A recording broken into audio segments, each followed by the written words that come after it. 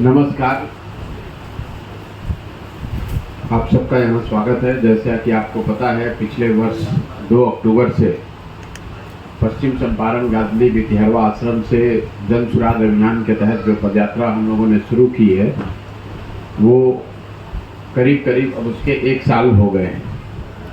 इस 1 साल में पश्चिम चंपारण से चल के पूर्वी चंपारण, शिवहर, सिवान, गोपालगंज, छपरा, वैशाली, समस्तीपुर, मुजफ्फरपुर होते हुए अब हम लोग सीतामढ़ी को जाएंगे। पिछले 1-1.5 साल में जो प्रयास है कि गांव-गांव बिहार में जाया जाए, जाकर वहां के स्थानीय समस्याओं को समझा जाए, ज़मीनी हकीकत से रूबरू हुआ जाए, साथ ही वहां के लोगों को ये बताया जाए कि आखिर उनकी जो गरीबी है, पिछड़ापन है, उसकी मूल वजह क्या है, क्या कुछ करके लोग अपनी गरीबी और पिछड़ापन से बाहर निकल सकते हैं। जैसा कि इस अभियान के शुरुआत में बताया गया था, इस अभियान का उद्देश्य है ज़मीनी हकीकत को समझना, लोगों की जो समझ है उसमें बेहतरी करना, ताकि लोग अपनी समस्याओं के प्रति जागरूक हो सके, और साथ ही ऐसे सारे लोग जो बिहार में एक नई वैकल्पिक व्यवस्था बनाना चाहते हैं, एक नया विकल्प बनाना चाहते हैं, उनको साथ में लेकर एक नई राजनीतिक व्यवस्था बनाने के दिशा में प्रयास करना। उसी दिशा में ये अभी पदयात्रा चल रही है। मैं आपके ज़िले में करीब पिछले 1-1.25 महीने से हूँ। 3-4-5 दिन और यहाँ पे अभी मुजफ्फरपुर में रहेंगे। यहाँ कांटी के बाद मीनापुर होते हुए, औराई होते हुए सीतामढ़ी को जाएंगे। अभी तक का जो अनुभव है वो प्रखंड के स्तर पर जब पत्रकारों से मिलते हैं तो उनसे साझा करते हैं।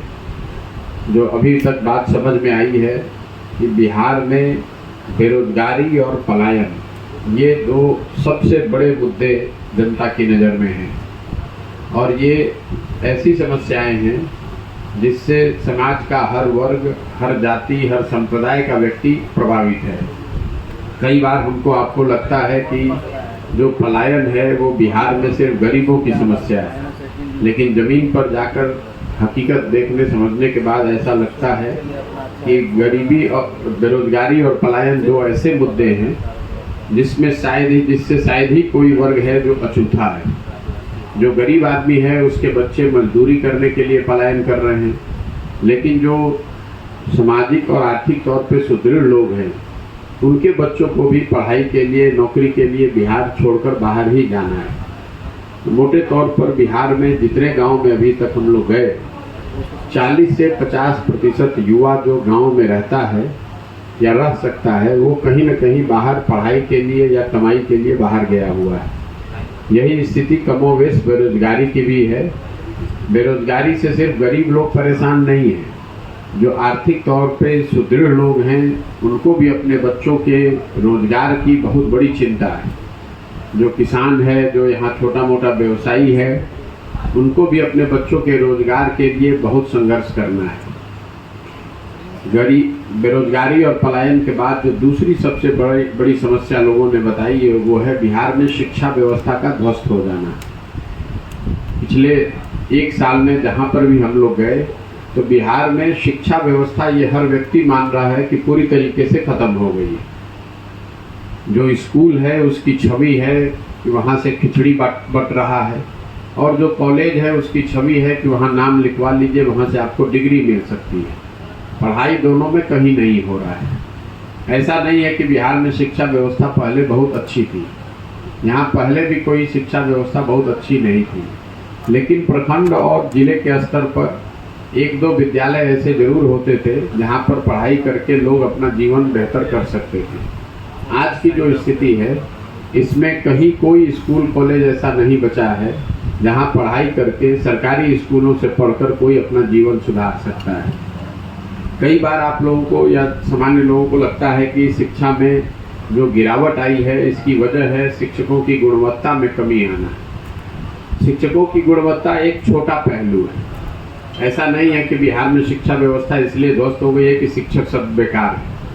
बिहार में शिक्षा व्यवस्था अगर शिक्षकों की वजह से खराब होती तो कॉलेज में तो नियोजित शिक्षक नहीं पढ़ा रहे, कॉलेज में तो नियमित शिक्षक हैं, वहाँ पर बच्चे हैं, वहाँ पर खिचड़ी नहीं बट रही है, फिर वहाँ पढ़ाई क्यों नहीं हो रही है? इसकी मूल में वजह यह है कि पिछले 10-15 सालों में समता मूलक शिक्षा नीति बनाने के चक्कर में हर गांव में विद्यालयों के नाम पर बिल्डिंग बना दिए गए।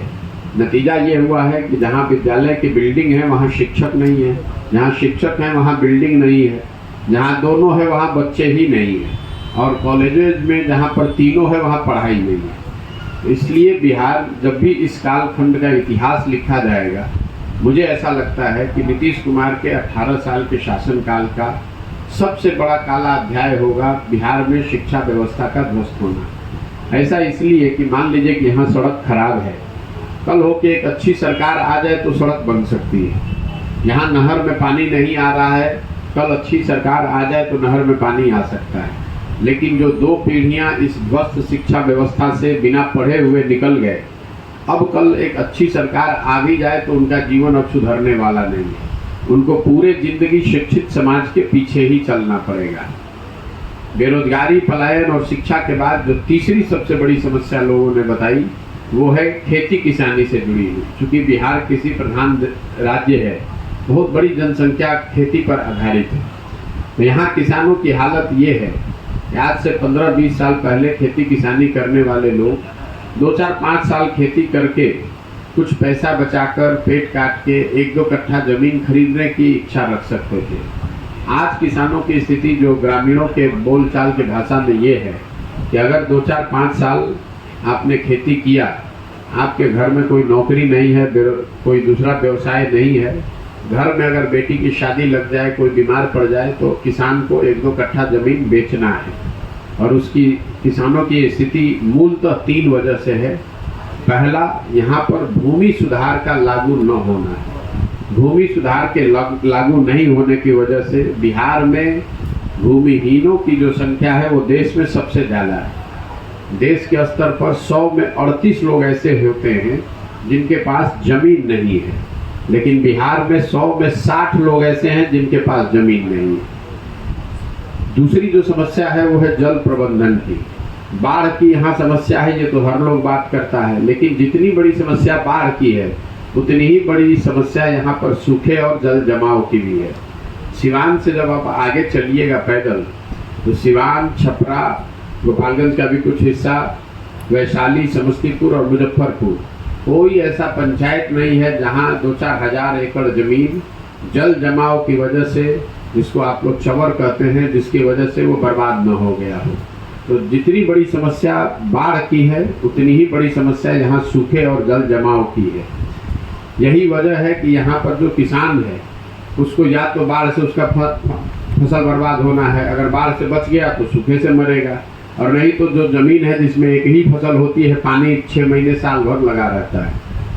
और तीसरी जो सबसे बड़ी किसानों की यहाँ समस्या है, इन सारे परेशानियों के बावजूद जो किसान यहाँ पैदा कर रहा है उसको उसके फसल का दाम नहीं मिलता है। हम लोग यहाँ बिहार में बैठ के बात करते हैं कि पंजाब में किसान बहुत समृद्ध है, तो मैं आपको एक आंकड़ा दे रहा हूँ। पिछले 10 वर्ष में पंजाब में किसानों का 70% धान और करीब 75% गेहूँ सरकारी समर्थन मूल्य पर खरीदा गया है। बिहार में पिछले 10 वर्ष में सिर्फ 13% धान ही और 1% गेहूँ समर्थन मूल्य पर खरीदा गया है। नतीजा क्या है? धान का दाम है सरकार का 2030 रुपये और लोग धान बेच रहे हैं 1300 रुपये, 1400 रुपये में। एक आर्थिक सर्वेक्षण के अनुसार बिहार में जो किसान पैदा कर रहा है उसको उसका दाम न मिलने की वजह से हर साल बिहार के किसानों का करीब 20,000 करोड़ रुपए का नुकसान होता है।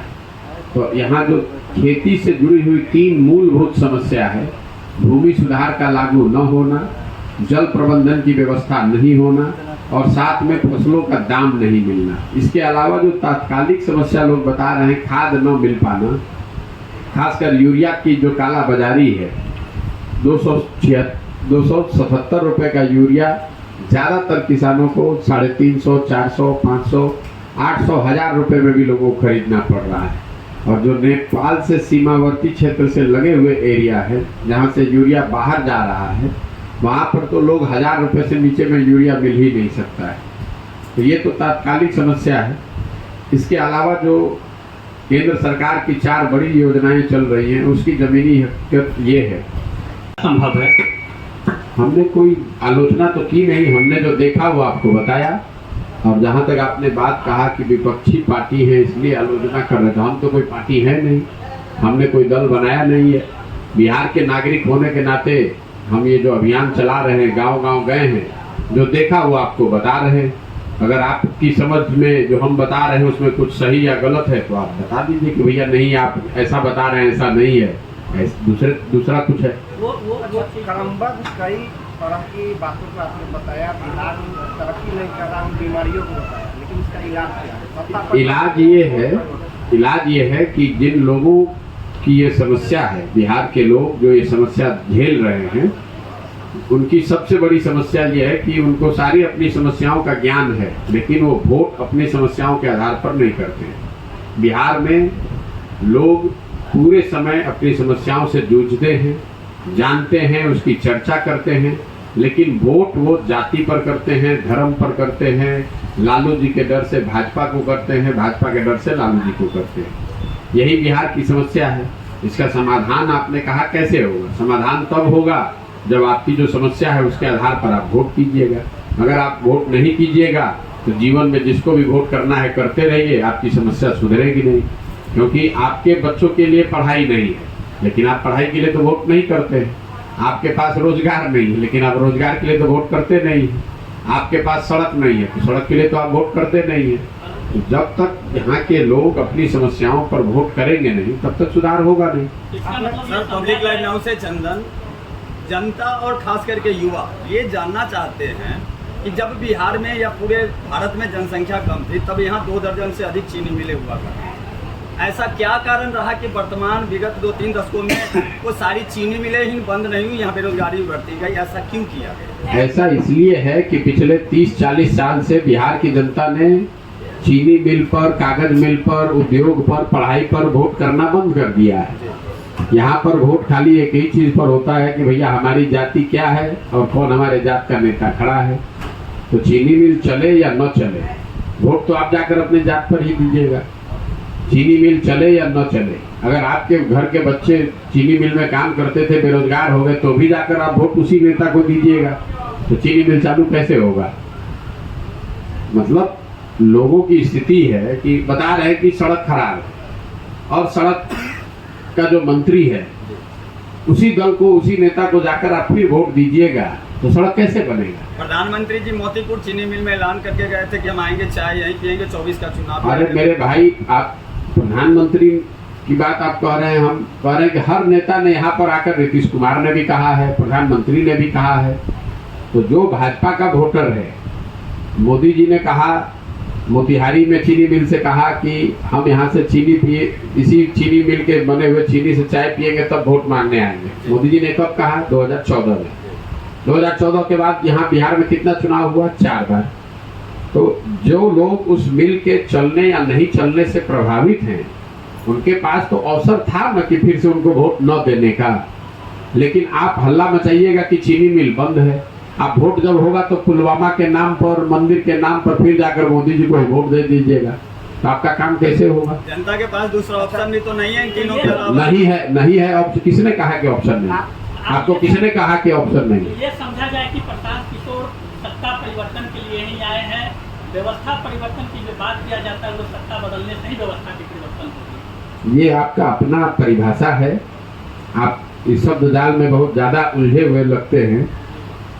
राजनीति जो है वो समाज का आईना है। समाज में जो गलती है वो राजनीति में भी गलती दिखेगी, थोड़ा कम या ज्यादा। अगर समाज में भ्रष्टाचार है तो राजनीति स्वच्छ नहीं हो सकती है। अगर लोग 500 रुपया लेकर वोट बेच रहे हैं तो जो वोट खरीद कर नेता बनेगा वो ईमानदार कैसे हो जाएगा? जिस मुखिया के चुनाव में आप मुर्गा भात खाकर और दारू पीकर, पाउच लेकर वोट देते हैं, वो आकर मुखिया ईमानदारी से कैसे काम कर सकता है?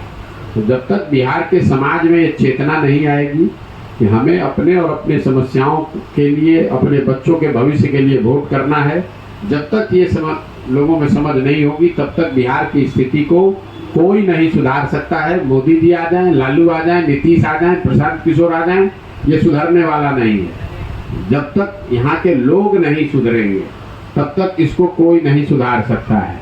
इस पदयात्रा का उद्देश्य यही है कि कि जाकर घर घर ये बताया जाए कि भाई मेरे, अगर आपको अपने और अपने बच्चों का ख्याल नहीं है तो आप दूसरा बेकार भाषण क्यों दे रहे हैं। लोगों के बच्चों के शरीर पर कपड़ा नहीं है, लोगों को अपने बच्चों को खिलाने के लिए भोजन नहीं है, आप लोगों के घर के बच्चे बाहर जाकर मजदूरी कर रहे हैं, लेकिन वही लोग जिन्होंने आपके बच्चों के मुंह से निवाला छीन लिया, उसी व्यक्ति, उसी नेता को जाकर आप लोग जात के नाम पर वोट देते हैं, उसी व्यक्ति को जाकर आप लोग लालू के डर से या भाजपा के डर से वोट देते हैं। तो आपके बच्चे नहीं भूखे मरेंगे तो कौन भूखे मरेगा। अपने जाति की बात करिए कि जाति पर लोग वोट देते हैं। 4000 गाँव की पदयात्रा आप कर सकते हैं, कोई ऐसा फार्मूला मिला कि जाति के नाम पर वोट लोग ना करें? नहीं, फार्मूला की जरूरत ही नहीं है। आपका एक तो पहले ये भ्रम है कि खाली जाति पर वोट पड़ता है। हम हर जगह गांव में बता रहे हैं कि वोट 4 चीज पर पड़ता है बिहार में।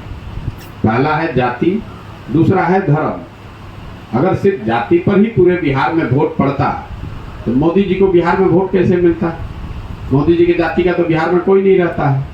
जो मुसलमान समाज के लोग हैं तो जाति पर नहीं वोट दे रहे, ये लालटेन को क्यों वोट दे रहे। बिहार में वोट 4 वजह से पड़ता है।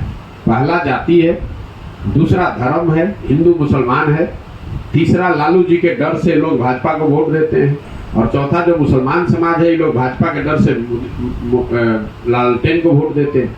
इनको ना जाति से मतलब है, ना इनको काम से मतलब है, इनको इससे मतलब है कि भाजपा हारनी चाहिए। वैसे ही समाज में एक बहुत बड़ा वर्ग है जो कहता है भैया कुछ हो जाए, लालू नहीं जीतना चाहिए, इसलिए जाकर आप भाजपा को वोट देते हैं। तो भाजपा का अगर विधायक काम नहीं भी किया है, आपकी बात नहीं भी सुनी है, तो भी आप लालटेन के डर से उसको वोट देते हैं। वही हाल मुसलमानों का है। अगर आरजेडी का विधायक काम करे चाहे न करे, गांव में इनके सड़क बने या चाहे न बने, मिल चले या चाहे न चले, मुसलमान आरजेडी को छोड़कर किसी को वोट देगा? उसको किसी को वोट नहीं देना है। तो जब आप बंधुआ मजदूर बनकर वोट दीजिएगा तो आपके बच्चों का जीवन भी बंधुआ मजदूर की तरह ही रहेगा। महिला आरक्षण में लगता है कि बदलाव की आवश्यकता होगी, इसको लेकर के आंदोलन की तैयारियां की जा रही है। आपको भैया लगता जो है कि आंदोलन, देखिए जो आंदोलन करना चाह रहे हैं अपना उनको opinion करना। दीजिए। मेरा ओपिनियन बिल्कुल जो महिला आरक्षण लागू हुआ है वो ठीक है, होना चाहिए, इसमें कहीं कोई दिक्कत नहीं, भाई कोई दिक्कत नहीं। कोई दिक्कत नहीं। आंदोलन करने वाले जो बेवकूफ लोग हैं उनको ना महिला आरक्षण से मतलब है, ना महिलाओं की स्थिति से मतलब है। उनको मतलब है कि इसमें राजनीति होता रहे, कुछ ना कुछ करके इसी में अपना रोटी सेकते रहे। भाई जो लोग आज कह रहे हैं कि इसमें महिला में ओबीसी का अलग से होना चाहिए, ठीक है, पहले आरक्षण आने दीजिए, फिर लागू कर दीजिएगा। और उनसे जरा पूछिए तो कि आप अपने पार्टी में कितने महिला ओबीसी को आपने टिकट दिया है, जरा पूछिए तो। पदयात्रा का लगभग 1 साल पूर्णे को है, 4000 गाँव का आपने दौरा किया है, क्या कुछ बदलाव दिख रही है? क्या 24 में प्रशांत किशोर का असर वोटरों पे पड़ेगा? वो वोट किने देंगे उससे मतलब नहीं है, लेकिन आप जिस अभियान को लेकर के चले उसका असर लोगों पे पड़ेगा। भाई असर पड़ेगा कि नहीं पड़ेगा ये तो जब वोट होगा तब पता चलेगा। हमको क्या मालूम है कि असर पड़ेगा कि नहीं पड़ेगा। हमारा काम है लोगों को जाकर बताना। हम अपना उस काम को ईमानदारी से कर रहे हैं, साल भर से कर रहे हैं, घर परिवार छोड़कर गांव-गांव जाकर लोगों को समझा रहे हैं। लोग समझेगा तो अच्छी बात है, और नहीं समझेगा तो जिस दशा में जी रहा है वैसे जीता रहेगा, उससे हमारा क्या बिगड़ना है।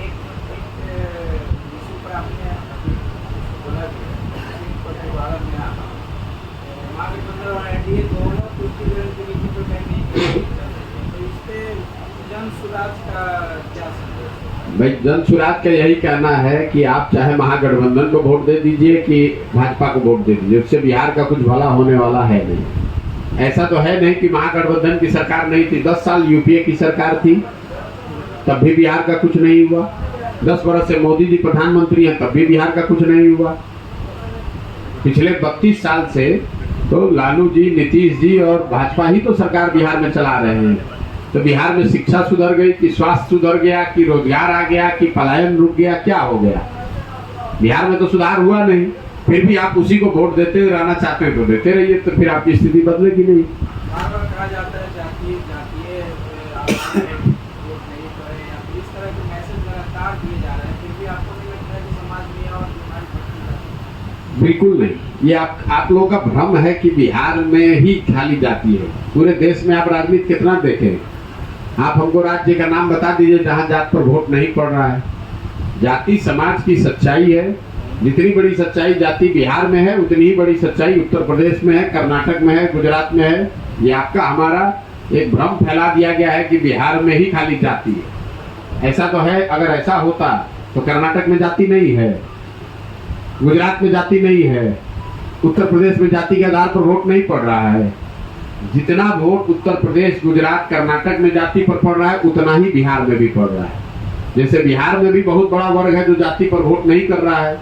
पुलवामा पर जिन लोगों ने वोट किया वो जाति पर वोट किए थे, उन्होंने तो पुलवामा पर वोट किया है।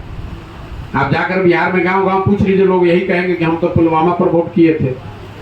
आपको 100 बार बता रहे हैं कि मोदी जी के नाम पर वोट पड़ा है ना यहाँ, तो मोदी जी के जाति के कितने लोग बिहार में रहते हैं? अगर हर आदमी बिहार में जाति पर ही वोट कर रहा है तो मोदी जी को वोट मिल कैसे रहा है बिहार में? ये तो आप लोग के आंख के सामने है, लेकिन मानने का कोई तैयार ही नहीं है। मुजफ्फरपुर के पताही हवाई अड्डा को लेकर जो है लगातार उस पर सियासत होते रहता है, और उसको कैसे देखते हैं सर? पताही हवाई अड्डा आपको मुजफ्फरपुर में लोगों को भोजन नहीं है, रहने का ठिकाना नहीं है, लोगों को रोजगार नहीं है, चौथा पांचवा में बच्चों का पढ़ाई का व्यवस्था नहीं। आप एयरपोर्ट की समस्या से यहाँ कौन ग्रसित है? अरे लोगों के तो जीवन पे लाला पड़ा हुआ है। इस मुजफ्फरपुर में अभी 32 बच्चों की डूबने से मृत्यु हुई है। आप जरा बता दीजिए कि देश में कौन सा ऐसा राज्य है जहाँ 32 बच्चों की दुखद मृत्यु हो जाए डूबने से। मुख्यमंत्री, उस राज्य का मुखिया वहीं से 10 किलोमीटर दूरी पर थे और उन्होंने इतना भी जरूरी नहीं समझा कि जाकर हम उन बच्चों से, परिवार परिजनों से मिले। इससे ज्यादा अहंकार आपको देश में किसी नेता में दिखेगा, लेकिन फिर भी यहाँ के लोग फिर जाकर उसी दल को, उसी नेता को जाति के नाम पर, धर्म के नाम पर वोट देंगे। बताइए, जिन परिवार के बच्चों की दुखद मृत्यु हो गई उसका इतना भी हक नहीं है कि मुख्यमंत्री वहां जाए और उनसे मिले। ये बिहार के लोगों ने अपनी दुर्दशा स्वयं बनाई है और अब गाना गा रहे हैं कि भैया हमको। अरे आपका मुख्यमंत्री 32 बच्चे डूब कर मर गए और 10 किलोमीटर दूरी पर है, वो आकर मिला तक नहीं वो आदमी। छपरा में 70 लोग की जहरीली शराब पीने से मृत्यु हो गई। नीतीश कुमार पॉकेट में हाथ डालकर हंस रहे हैं, कह रहे हैं कि जो पिएगा वो मरेगा। और फिर वो लोग जाकर जाति के नाम पर, धर्म के नाम पर उन्हीं को वोट देंगे। तो आपकी दुर्दशा नहीं होगी तो किसकी दुर्दशा होगी भाई? सर, बिहार में जदयू बीजेपी और जदयू आरजेडी, इसके अलावा कौन पार्टी है जो आपके हिसाब से उसको वोट देना चाहिए? भैया आपको वोट, आप अगर पार्टी नहीं है तो बिहार के लोगों पर पार्टी बनाने के लिए कोई रोक लगा हुआ है? तो क्या जनसुराज आने वाले आप ज्यादा आपने ज्ञान दिया कि किसको वोट दे। पूरे देश में यही 3 पार्टी है। सर, बिहार की जब बात होती है, बिहार में लोगों को नया दल बनाने के लिए, विकल्प बनाने के लिए कोई संवैधानिक रोक नहीं ना है। आपको किसने कहा था कि आप मत बनाइए? सर आगे कौन बढ़ेगा? आपको किसने कहा था कि आप विकल्प मत बनाइए? अगर आप विकल्प नहीं बनाइएगा, आपके घर कमरे में दरवाजा है उसको आप बंद कर लीजिएगा और कहिएगा कि अब निकले कैसे, दरवाजा बंद है, तो उसी में जल के मरिएगा। आने वाले से आपको अगर बिहार में विकल्प बनाना है तो विकल्प बनाइए। प्रयास लगाया जा रहा है कि फिर से एनडीए में नीतीश कुमार जाएंगे। अरे नीतीश कुमार कहाँ जाएंगे? नीतीश कुमार को खुद नहीं पता है। अब काहे लिए कयास लगा के अपना समय जाया कर रहे हैं? ललन सिंह और नीतीश कुमार कहाँ जाएंगे ये नीतीश कुमार को खुद नहीं पता है। एक चीज सबको पता होना चाहिए कि नीतीश कुमार की राजनीतिक पारी अब करीब करीब खत्म हो गई। लोकसभा चुनाव तक जहाँ रहना है रहे। लोकसभा चुनाव के बाद ना उनका दल बचना है, ना उनका अपना कोई नेतागिरी बचनी है। उसके बाद जहाँ मन होगा वहाँ जाएंगे। ललन सिंह और अशोक चौधरी के बीच में भिड़ंत हो गई, पता होगा। अब हो गई है भिड़ंत, तो हो गई होगी, उससे हमारा क्या लेना देना? इससे मतलब आप लोग भी ऐसी बात करते हैं। मतलब देखते हैं किसी दो राजनीतिक नेताओं में आपस में झगड़ा हो गया या कुछ बात हो गई, उसमें क्या आपकी दिलचस्पी है भाई? हमारी कोई दिलचस्पी नहीं है। जिन 2 नेताओं का आप नाम ले रहे हैं वो आपस में झगड़ा कर रहे हैं कि दोस्ती कर रहे हैं, उससे जनता को क्या लेना देना है? उससे बिहार की स्थिति क्या बननी बिगड़नी है, जरा ये बता दीजिए। सरकार तो पलट सकती है ना सर? कुछ नहीं पलट सकती है। आप बेकार बहुत ज्यादा उत्साहित हो रहे हैं। सरकार जैसे चल रही है वैसे ही चलेगी। नीतीश कुमार का अपना ये तरीका है। वो आदमी जहाँ बैठते हैं बगल में वो खिड़की खोल के रखते हैं। तो कल अभी भाजपा के कार्यक्रम में चले गए, इसलिए नहीं कि उनको भाजपा में जाना है, इसलिए कि जिसके साथ है उसको ये हमेशा बताते रहें कि भैया हमारा बात नहीं सुनोगे तो भाजपा में भी चले जाएंगे। जब भाजपा में चले जाएंगे तो आरजेडी से जाके मिलने लगेंगे। ये नीतीश कुमार का पलटने का अपना तरीका है और इसके लिए बहुत ज्यादा दिमाग लगाने की जरूरत नहीं है। जनता भी देख देख कर समझ गई है। अब एक बार और जनता इंतजार कर रही है, अगला चुनाव होगा तो उनको सिरे से इस बार ऐसा साफ करेगी कि वो पलट कर कहीं जाएंगे तो उनके पास नंबर 0 ही होगा। प्रशांत किशोर विकल्प बन करके सामने आ रहे हैं बिहार में। भैया कोई प्रशांत किशोर की बात नहीं है, हमने कोई दल बनाया नहीं है, हम चुनाव लड़ नहीं रहे हैं।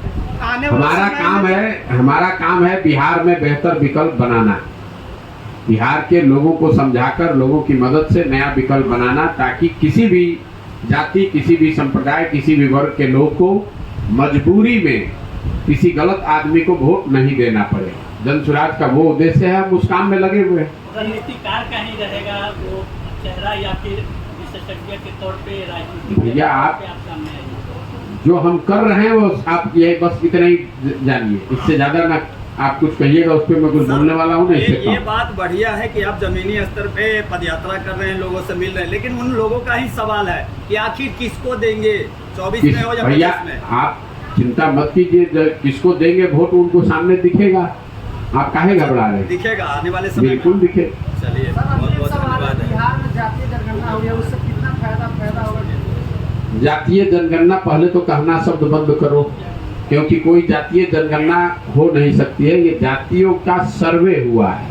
जनगणना जो है वो केंद्र सरकार का विषय है, राज्य सरकार का विषय है नहीं। यहाँ पर नेता और पत्रकार पूरे समाज को ही ऐसा अनपढ़ बना दिया गया है कि जातीय हुआ सर्वे, उसको कह दिया जनगणना, और आप लोग भी उलझे हुए जनगणना। जनगणना का अधिकार संवैधानिक तौर पर राज्य सरकारों को है ही नहीं। सर्वे हुआ है, राज्य सरकार के अधिकार क्षेत्र का मामला है। इस तरह के कई सर्वे राज्यों में अलग अलग जाति का, आर्थिक आधार का होता रहता है। राज्य सरकार ने अगर कोई सर्वे किया है, उसकी जो जानकारी आएगी उस पर आप टीका टिप्पणी कीजिएगा। अगर समाज का कोई वर्ग है जो छूट गया है पीछे, उसकी संख्या समाज को, लोग को नहीं पता, पता चल जाएगी, उससे क्या नुकसान है। लेकिन ये जनगणना नहीं है, इसका कोई संवैधानिक और वैधानिक आधार नहीं है। ये आपको और समाज को बेवकूफ बनाया जा रहा है कि भैया जनगणना हो गया। जनगणना कराना केंद्र सरकार का विषय है। संवैधानिक तौर पर कोई भी राज्य सरकार जनगणना करा ही नहीं सकती है। बहुत बहुत धन्यवाद।